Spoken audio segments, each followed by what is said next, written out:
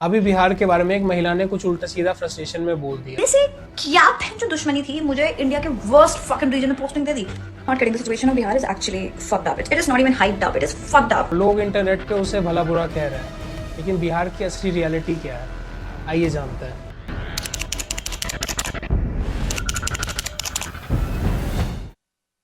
सुप्रभात। इस वीडियो में कुछ भी तथ्य रखने से पहले मैं ये डिस्क्लोजर देना चाहूँगा कि मैं खुद बिहार से हूँ, लेकिन मैं 12-13 साल से बिहार के बाहर रहता हूँ।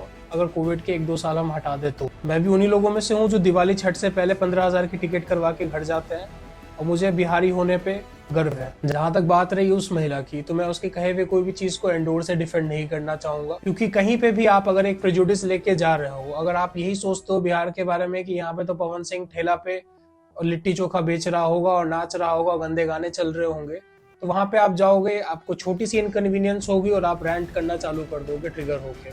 इसे बहुत बेसिक साइकोलॉजी में कंफर्मेशन बायस बोलते हैं। पर इस वीडियो में मैं इस लड़की पे बात नहीं करने वाला हूँ, क्योंकि काफी लोग इस पे वीडियो ऑलरेडी बना चुके हैं कि कैसे वो कितनी गलत है। मैं अपने लोगों से एक बात करना चाहता हूँ। हम बड़े प्यार से अपने बिहार के पास्ट को ग्लोरीफाई करते हैं। वही 5 नाम: अशोक सम्राट, चंद्रगुप्त मौर्य, राजेंद्र प्रसाद, नालंदा यूनिवर्सिटी, आर्यभट्ट, सीता माँ हमारे यहाँ से थी, मगध एम्पायर इतना बड़ा हमारे यहाँ पे था। हम यही आज से 20 साल पहले भी जब कोई बिहार को गाली देता था तो कहते थे, और शायद 20 साल बाद भी हम यही कहेंगे। लेकिन इन कुछ इंडिविजुअल कंट्रीब्यूशन को हटा ले और हम 2000 साल पहले कहाँ थे और 1500 साल पहले हम कहाँ थे, वो चीजों को अगर हम हटा दें तो आज की रियलिटी क्या है? क्या इंट्रोस्पेक्शन करने की कोई जरूरत नहीं है? जिस मगध एम्पायर के नाम पे मगध यूनिवर्सिटी चलती है, उसमें 3 महीने से 6 महीने से 1 साल तक एग्जाम डिले होता है। लेकिन अगर किसी को फर्जी सर्टिफिकेट चाहिए तो 2 लाख रुपए में आप बीएससी फिजिक्स ऑनर्स में आपको ग्रेजुएशन का हाथों हाथ मिल जाएगा किसी भी कॉलेज से। आप मेडिसिन की बात कर लीजिए, कितनी खराब हालत है हमारे यहाँ पे, कितना शॉर्टेज है। 69 करोड़ सिर्फ इतने रुपए हमारी सरकार वहां पे खर्च करती है। इतने में 2 एमपी के एडवर्टाइजमेंट कैंपेन होता है जब वो लोकसभा इलेक्शन लड़ते हैं। पीएमसीएच के इमरजेंसी वार्ड में चले जाओ, वहां पे आपको उल्टी हो जाएगी पेशेंट्स को देख के, जैसे जमीन पे उन्हें पड़े रहते हैं खून में लथपथ। ऐसा लगता है जैसे कोई बकरा काटा हुआ हो। अभी हम बड़ी बड़ी बातें पॉलिटिक्स पे जरूर करते हैं, लेकिन आज भी हम वोट कास्ट के नाम पे देते हैं। इस देश में ज्यादा मुस्लिम पिछड़ा दलित गरीब आदमी 51% है, जिसको आपने खुद छापा है देते हैं। और फिर कास्ट के नाम पे जो लोग इलेक्ट होके आते हैं वो कैसा काम करते हैं ये सबको पता है। ये काम करते भी हैं या नहीं करते हैं ये भी सबको पता है। और फीमेल रिप्रेजेंटेशन के नाम पे नेताजी की बीवी चुनाव लड़ लेती है। अब आते हैं स्टार्टअप पे। स्टार्टअप का कल्चर आएगा कहाँ से? जब कोई बच्चा क्लास 6 क्लास 7 में जाता है, वो थोड़ा भी ब्राइट हो तो माँ बाप बोलते हैं बेटा जेईई का तैयारी करो, बेटा यूपीएससी फॉर्म भरना है, बड़ा होके कोचिंग लगवा देंगे। कोचिंग एक इंसान की सोच एसएससी, रेलवे का एग्जाम, बैंक पीओ का एग्जाम, इसी में सिमट के रह जाता है। फिर वो आपस में लड़ाई करते हैं कि यहाँ पे 2 करोड़ लोग एग्जाम दे रहे हैं, 1000 सीट है, उसमें रिजर्वेशन है, और फिर रिजर्वेशन पे वो 1000 लोग बहस करेंगे।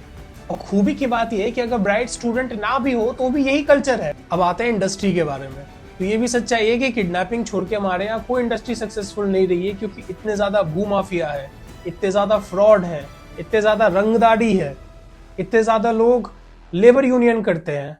एक 200-300 रुपए कमाने वाला भी इंसान फैक्ट्री के मालिक को बोल सकता है कि भैया थोड़ा चौर में बना रही है, गोली मार देंगे।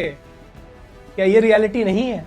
देखो, कहने में ये सारी चीजें अच्छी नहीं लगती है, लेकिन ये भी सच्चाई है कि गुजरात, महाराष्ट्र में अगर कोई वहां का डिस्ट्रिक्ट मजिस्ट्रेट, वो हो सकता है वो भी बिहार बेस्ड हो, आईएएस आईपीएस ऑफिसर हो, लेकिन वहां पे जब कोई औरतें गरबा खेलती है तो क्योंकि हमारे यहाँ औरत को नाचता है वो अच्छा नहीं माना जाता है, तो जाके उनको छेड़ते हैं और मार खाते हैं।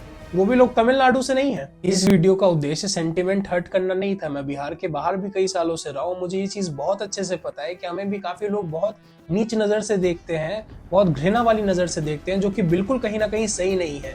लेकिन क्या हम अभी भी अशोक सम्राट, चंद्रगुप्त मौर्य, चाणक्य के ही नाम पे आगे बढ़ते रहेंगे, या कुछ हम ऐसा करेंगे जिससे हम शायद कुछ आगे बढ़ पाए, कुछ अच्छा कर पाए? या तो कोई हमें गाली दे रहा है या हम अपना बचाव कर रहे हैं, लेकिन बीच में सच बोलने वाला भी तो कोई होना चाहिए।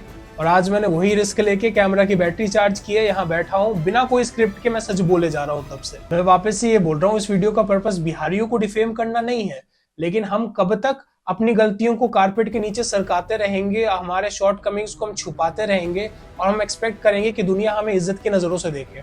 जो भी मैंने कहा इस पे सोचिएगा और अपनी राय हमें जरूर कमेंट्स में बताइएगा। Until then, engage, reflect, and be informed.